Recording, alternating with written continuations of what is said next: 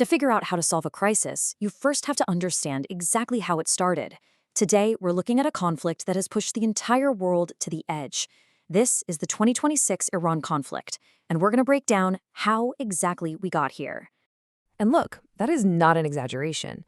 Right now, as of mid-March 2026, the whole region is teetering on the brink of a truly catastrophic war. It's already pulling in global powers, and it's sending massive shockwaves through the world's economy. For years, the fight between Iran, Israel, and the US was, well, it was fought in the shadows, right? Covert ops, cyber attacks, proxy battles, you know the drill. So what changed? How did we go from those simmering tensions to this open, all-out conflict? That is the big question. The answer really starts with one single, massive military operation. An operation that didn't just cross a red line. It completely obliterated it. It happened on February 28th. The US and Israel launched something called Operation Epic Fury. And the most shocking outcome, the one that changed everything, was the assassination of Iran's supreme leader, Ali Khamenei.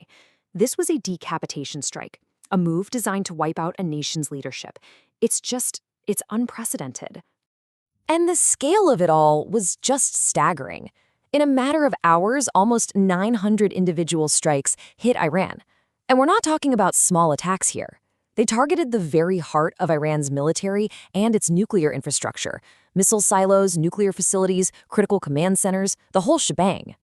And here is the absolute key point. The rules of the game changed literally overnight.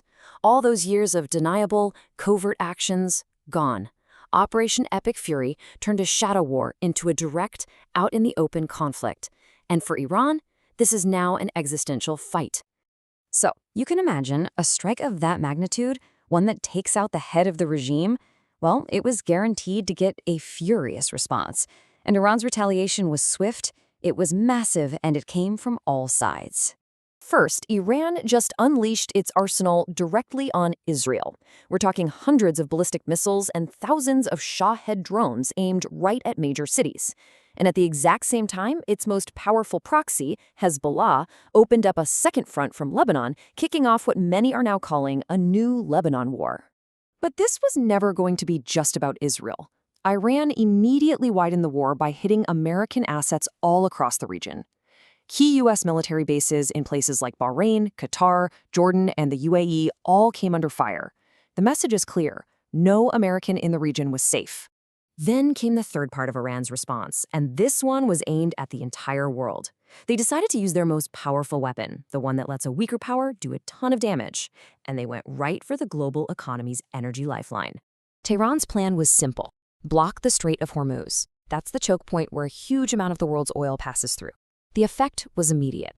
Global oil prices shot through the roof, international shipping was thrown into absolute chaos, and just like that, a massive energy crisis began. And that brings us to where we are today. After weeks of brutal fighting, the conflict has sort of settled into this incredibly intense, bloody stalemate with absolutely no end in sight. Inside Iran, the country is scrambling. They're dealing with the direct fallout of that first strike from Operation Epic Fury, a huge power vacuum right at the very top of their government. So the big question now is, who is actually in charge?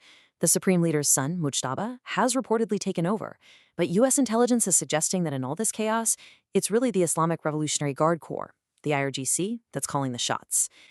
And the human cost of all this is just devastating. Reports suggest over 6,000 Iranian military personnel have been killed. In Israel, the missile defense systems have worked well, but they aren't perfect. We're seeing dozens of civilian casualties and thousands more injured from debris falling from the sky and from direct hits. Of course, none of this is happening in a vacuum. The entire world is watching, and all the major powers have very different and very conflicting goals for how this should end. And you know, the reason this is so hard to solve is because everyone wants something completely different. The US and Israel want to permanently wreck Iran's nuclear program and its proxy network. For Iran, this is purely about the survival of the regime itself. And for the rest of the world, they're just trying to stop a global economic collapse. These goals just don't line up. So here we are, 3 weeks into this thing. The Iranian leadership has been hit hard but is still defiant. The Strait of Hormuz is still closed, and there is absolutely no clear path to a ceasefire on the horizon.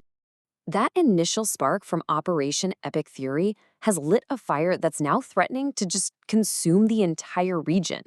All the pieces are on the board for a much wider, much more devastating war. The question that nobody seems to have an answer to is, what happens next?